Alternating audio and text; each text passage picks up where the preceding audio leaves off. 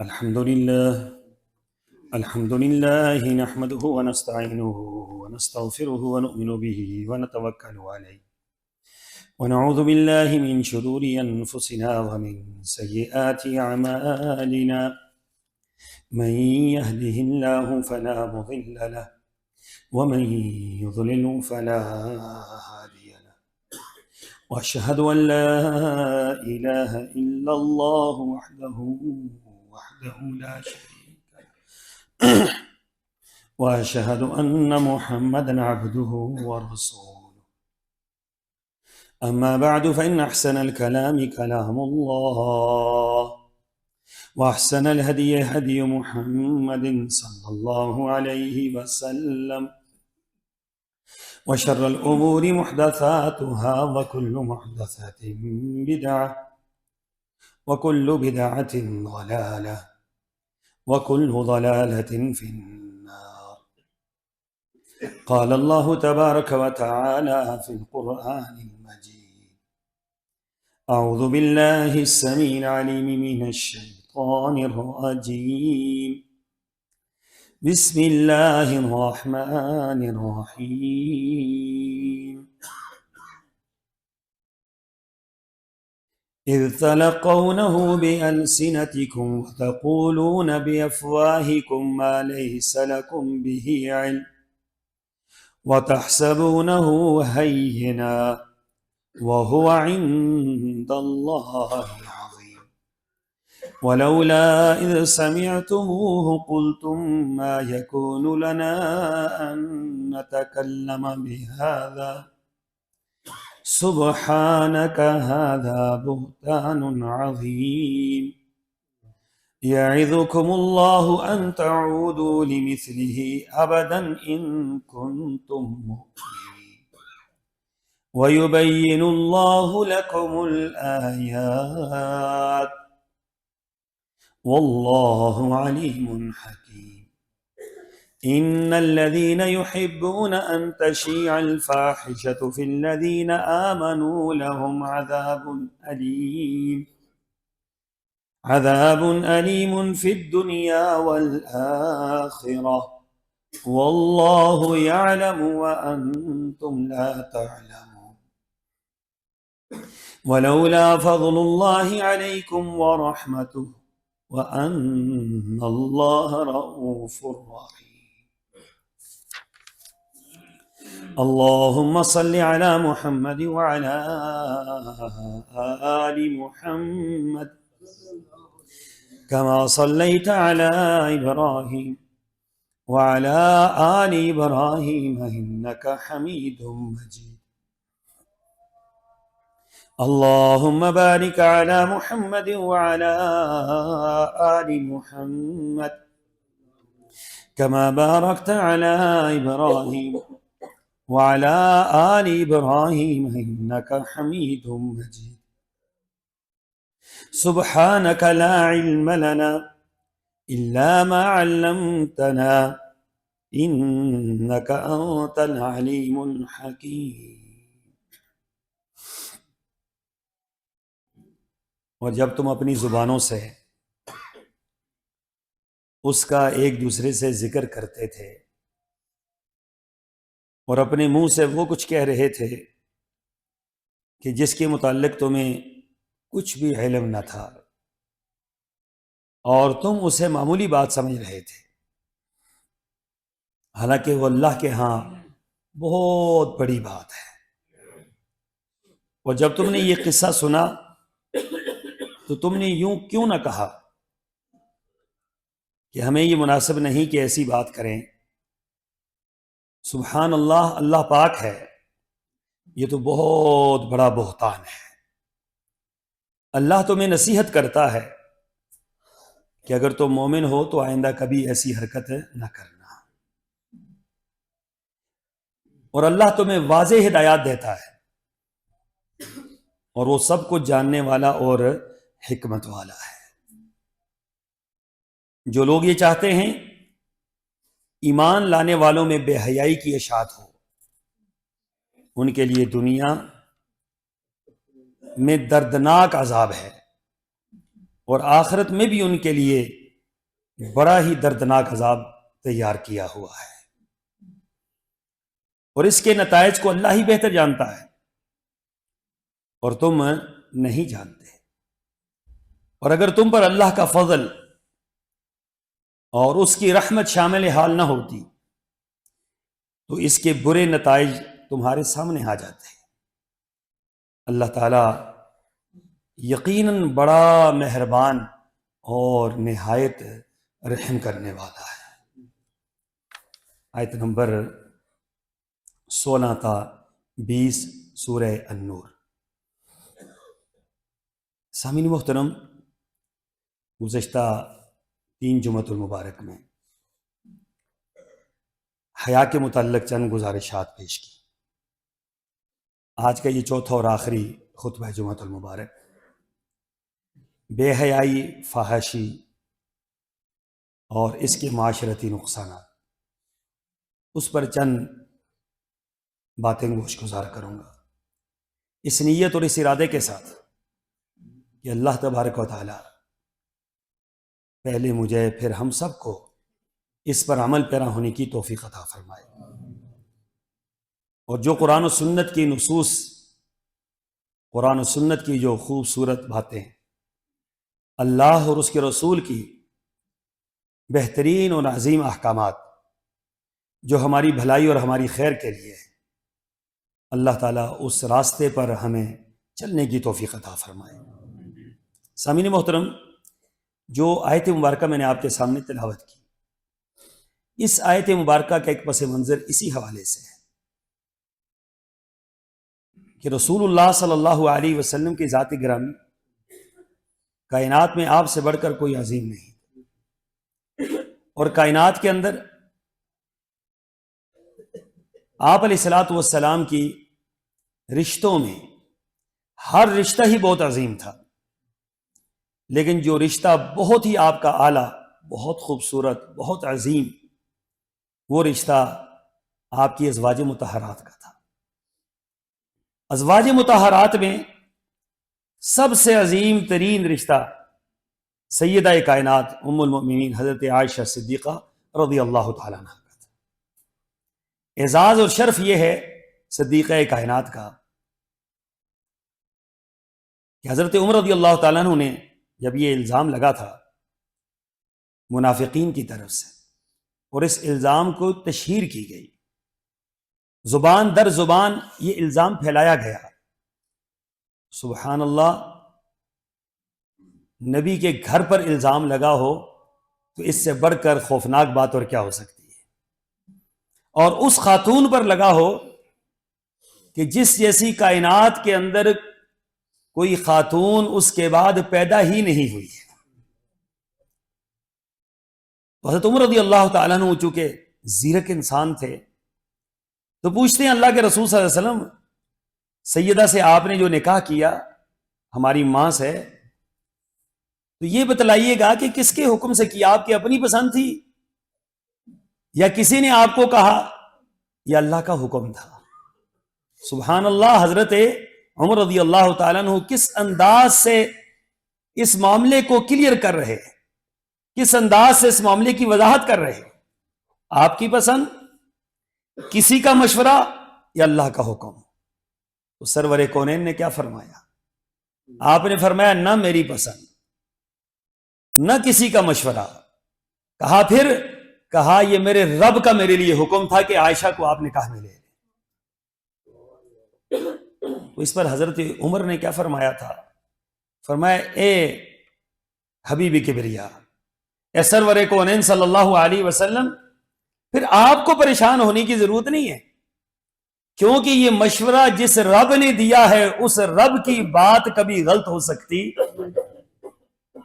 یہ تو نہ آپ کی چاہت نہ کسی کا مشورہ، یہ تو اللہ کا حکم تھا، اور جبرائیل وہ حکم لے کر آئے کہ اللہ کا حکم ہے محمد صلی اللہ علیہ وسلم آپ حضرت عائشہ صدیقہ طاہرہ رضی اللہ تعالیٰ عنہ سے نکاح کر۔ تو پھر اسی لیے کسی نے پوچھا تھا کہ اللہ کے رسول صلی اللہ علیہ وسلم، مردوں میں سب سے زیادہ آپ کس سے محبت کرتے ہیں؟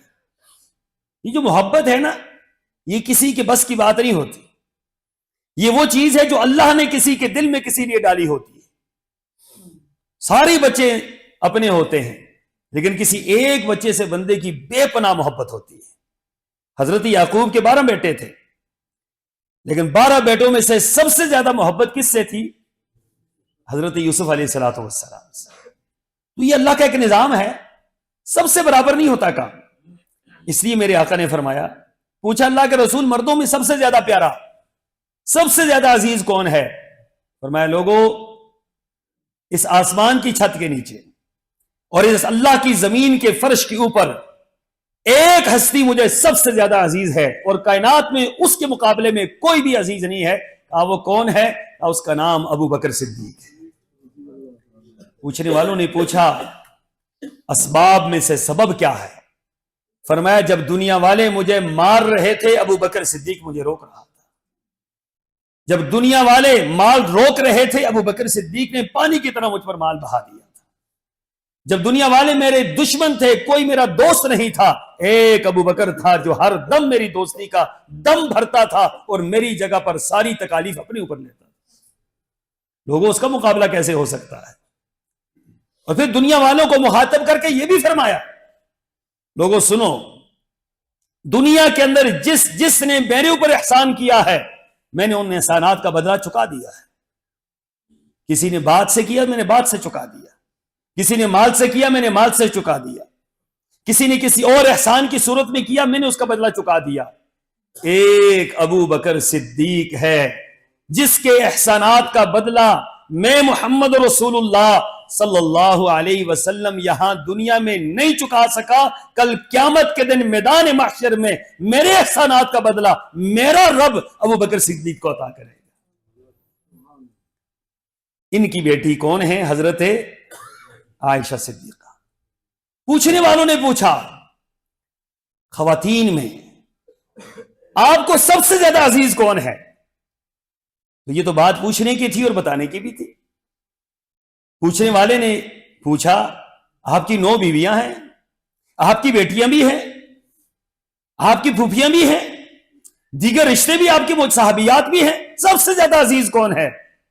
فرمایا کہ جس طرح مردوں میں ابو بکر صدیق ہیں، عورتوں میں اسی صدیق کی بیٹی صدیقہ کائنات ہے. اس صدیقہ کائنات پر الزام لگا. اس صدیقہ کائنات کو لوگوں نے نہیں بخشا. اس صدیقہ کائنات کے متعلق قرآن کے الفاظ کیا ہیں کہ فرمایا کہ لولا اذ سمعتموہ قلتم ما یکون لنا ان نتکلم بہذا. فرمایا کہ جب تم ایسی باتیں سنتے ہو تو ان باتوں کو سننے کے بعد تمہارے دل پھٹ کیوں نہیں جاتے؟ کس طریقے سے یہ گفتگو سن لیتے ہو؟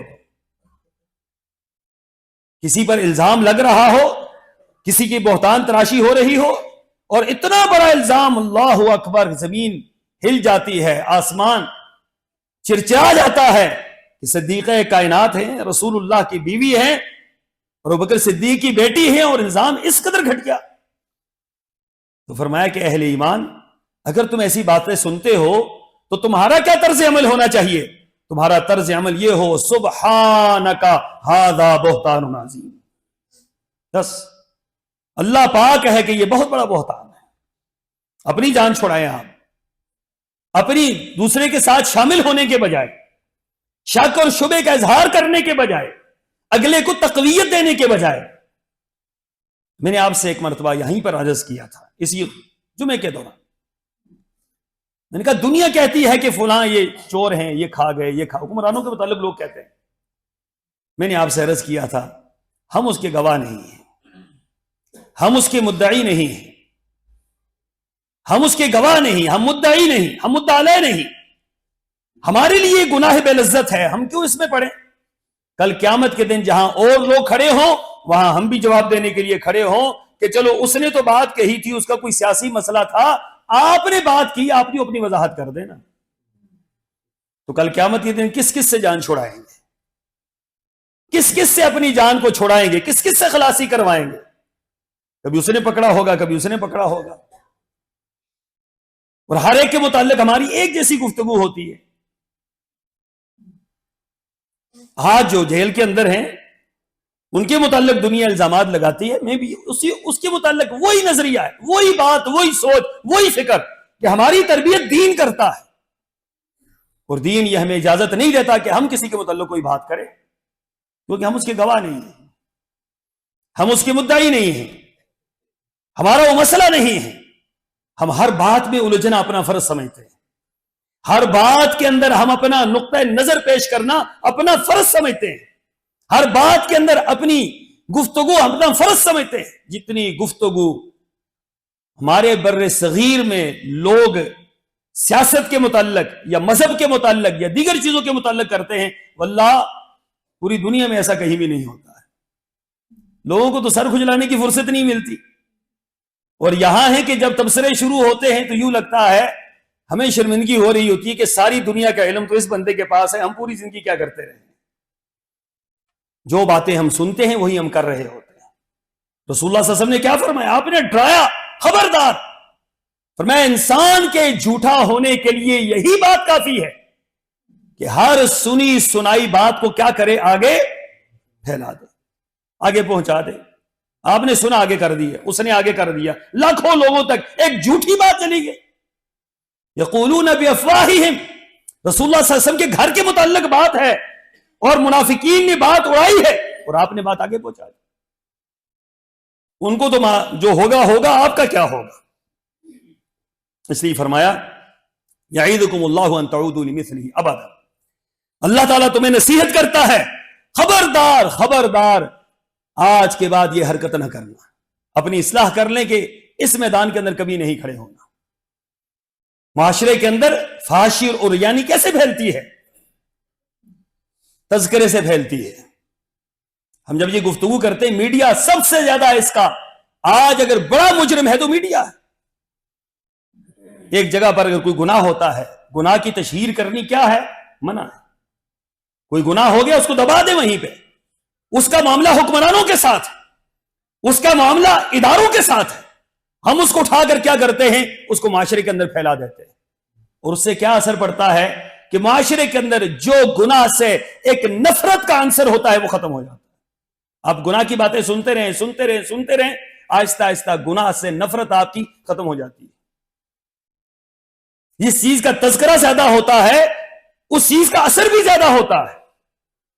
منع کیا گیا، خبردار برائی کی بات کو نہ پھیلاؤ، اچھائی کی باتوں کو پھیلائیں، خیر ہو رہی ہے اس کو پھیلائیں، اچھی باتیں تھوڑی ہی دنیا کے اندر۔ ہمارے ہاں منفی بات کی خبر بنتی ہے، بریکنگ نیوز منفی بات کی ہوتی ہے، مثبت بات کی نہیں ہوتی۔ ہزاروں آپ کے مدرسے، لاکھوں آپ کے طلباء، لاکھوں آپ کے علماء، بڑے بڑے کارنامے، ایسے ایسے ہیرے آپ کے معاشرے کے اندر موجود ہیں، ان کی بات نہیں ہوتی، بات اس طبقے کی ہوتی ہے کہ جس کا تذکرہ کرنے سے شریعت نے منع کیا ہے۔ اداکاروں کی بات، گلوکاروں کی بات، فلاں کی بات، فلاں کی بات، اس طبقے کی بات کرتے ہیں جس سے معاشرے کے اندر گناہ پھیلتے ہیں۔ اس طبقے کی بات کریں جس سے معاشرے کے اندر خیر پیدا ہوتی ہے۔ اہل ایمان کی بات کریں، محدثین کی بات کریں، فقہاء کی بات کریں، صحابہ کی بات کریں، صحابیات کی بات کریں، انبیاء کی بات کریں۔ کیا پورے کا پورا قرآن ختم ہو گیا ہے؟ سب احادیث ختم ہو گئی ہیں کہ ہم معاشرے کے اوپر آ گئے ہیں کہ ہم نے سب کچھ کر لیا، اب یہ ہمارا مسئلہ رہ گیا، ہم نے ایک دوسرے کو ٹارگٹ کرنا ہے؟ تو رسول اللہ صلی اللہ علیہ وسلم کی ذات مبارکہ پر قربان جائیں کہ آپ علیہ الصلوۃ والسلام نے اہل ایمان کی تربیت فرمائی۔ آپ نے فرمایا اہل ایمان وَلَا تَقْفُ مَا لَيْسَ لَكَ بِهِ عِلْمٌ، خبردار ایسی چیز پر نہ کھڑے ہونا جس کا تمہیں علم ہی نہیں ہے۔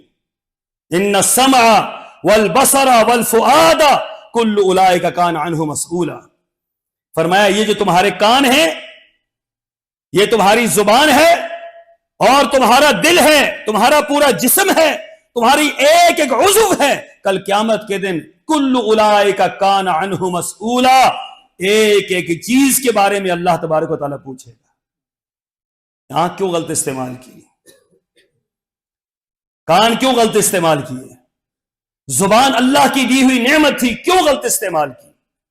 دل اللہ کی سب سے بڑی نعمت تھی، کیوں غلط استعمال کیا؟ دماغ اللہ کی نعمت تھی، کیوں غلط استعمال کیا؟ کل اولئک کان عنہ مسئولا، فرمایا ایک ایک چیز کے بارے میں کل اللہ تعالیٰ پوچھیں گے۔ اور پھر کیا فرمایا؟ فرمایا کہ انسان کے منہ سے لفظ نکلتا ہے، ایک لفظ نکلتا ہے، اس لفظ کو من عن لکھ لیا جاتا ہے، کرامن کاتبین یعلمون ما تفعلون۔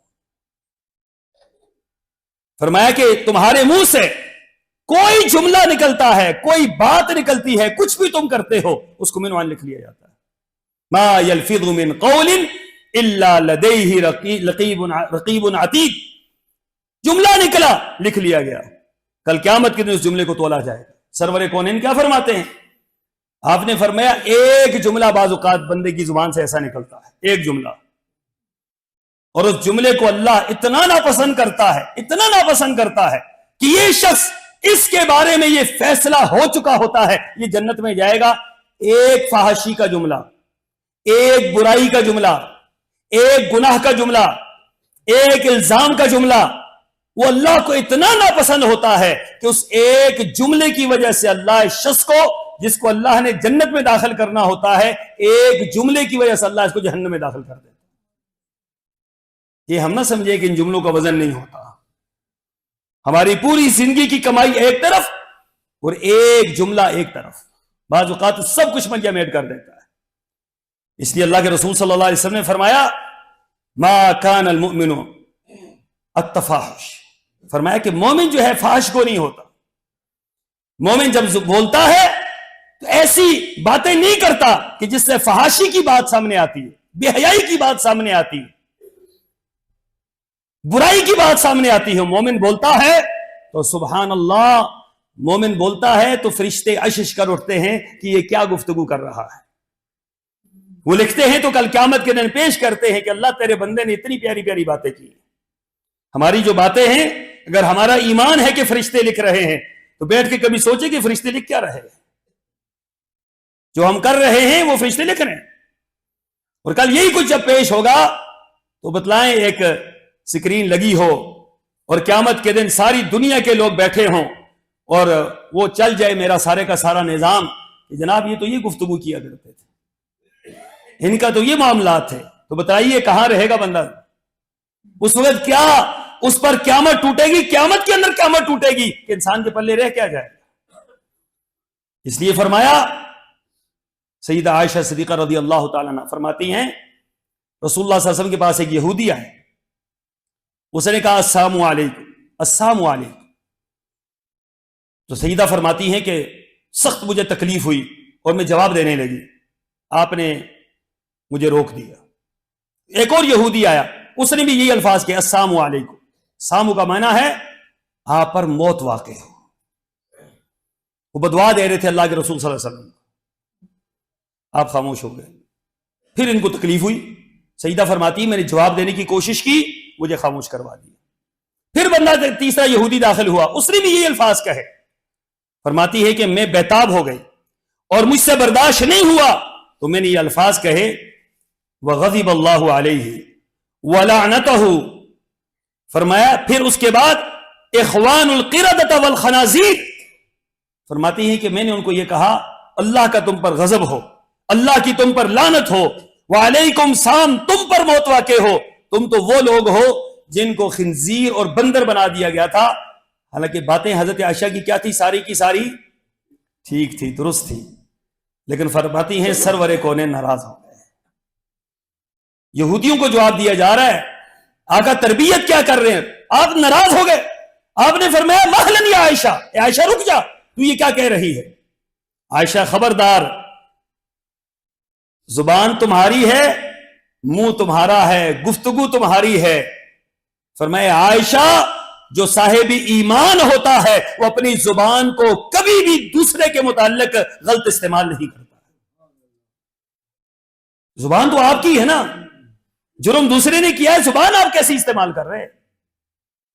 تو فرمایا عائشہ، مومن فاحش نہیں ہوتا، مومن گالی گلوچ دینے والا نہیں ہوتا، مومن جو ہے وہ الزام لگانے والا نہیں ہوتا، اور جو لگاتا ہے وہ مومن نہیں ہوتا۔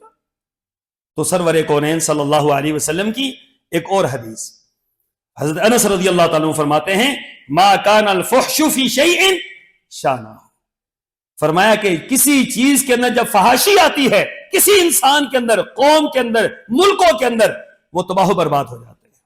ان کی بربادی کی ابتدا یہاں سے ہوتی ہے کہ ان کے اندر فحاشی عام ہو جاتی ہے. اور پھر علامات قیامت میں حضرت انس رضی اللہ تعالیٰ عنہ کی روایت میں فرمایا علامات قیامت میں ایک بڑی علامت یہ ہے کہ ہر طرف فحاشی اور یعنی کا سیلاب آ جائے گا.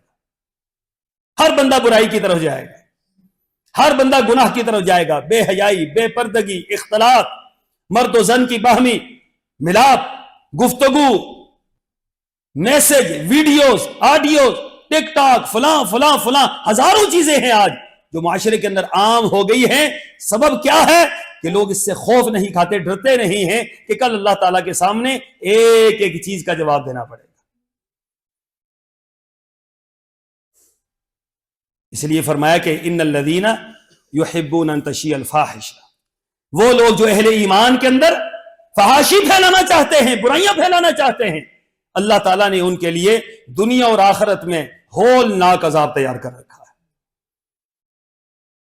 اس کے مقابلے میں ہمیں اہل ایمان کی صحیح تربیت کرنی ہے، اہل ایمان کو صحیح راستے پر لے کر جانا ہے.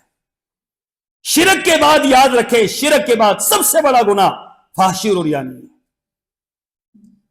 شیطان کو جو محبوب ترین کام ہے وہ کیا ہے؟